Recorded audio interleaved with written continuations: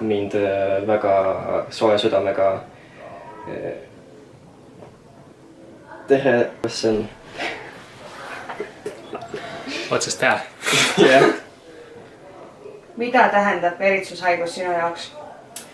Veritsushaigus minu jaoks tähendab seda, et tavaelu ei ole nii tavaline, on pigem eriline, kuna iga päev ei saa elada sellist elu, nagu tavapärane inimene elab.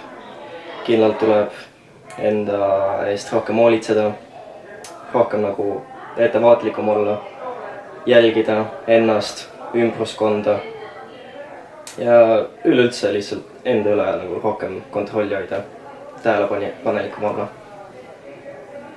Kuidas mõjutab veritsushaigus sinu elu?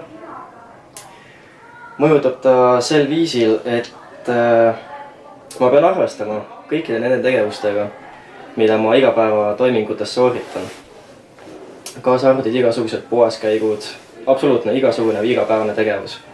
Ma ei saa teha neid ülesandeid nii sel viisil, nagu tavapärane inimene teeb.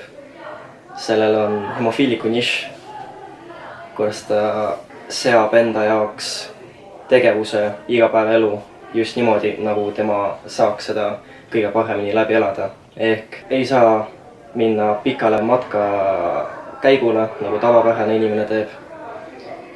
Peab jälgima, kuidas temal antud siis alajäsemed liivad, kuidas nad vastu peavad.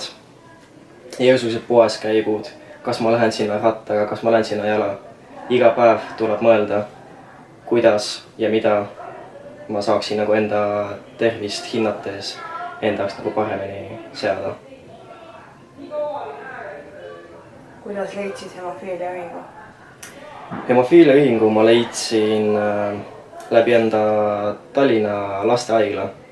Kui ma olin noorem, siis kui ma hakkasin alles normaalset hemofiilia ravi saama, normaalset faktorit, äkki see oli kuskil 10 aastat tagasi. Oli minu hematoloogiaarst, kes ütles, et iga aasta toimuvad nende asutuses nii-öelda hemofiilia päevad siis selle Eesti hemofiilia ühingu poolt.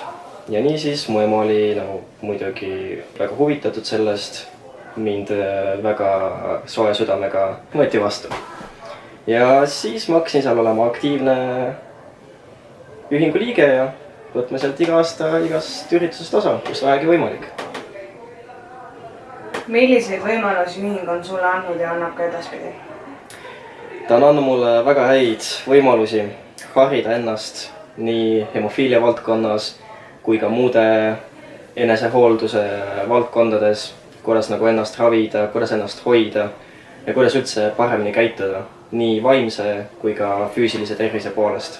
Ja muidugi ka ei saa mainimata jätta igasugused erinevad koolitused, mis toimuvad nii Eesti-siseselt kui ka välismaades, igasugused kongressid, kokkusaamised nii Euroopa tasemel kui ka maailma tasemel. Igasugused koolitused ja kongressid on väga head, väga õpetlikud ja annavad väga head kogemust. Mida saavad ühingule pakkuda uued liikmed, kellel puudub varasem kogemus selle valdkonna ühistes tegevustes? Uued liikmed saavad ühingule anda suuremat potentsiaali ühingu igapäevaseks toimimiseks. Mida rohkem on meil liikmeid, seda rohkem on meil võimalusi ja uusi võimalusi taodelda seal võib-olla paremat toetust äkki, mida meie väikse rahvaarvu puhul ei ole võimalik. Ja võib-olla ka kindlasti uusi kogemusi, mida me ei ole siis siiamaani varem kohanud.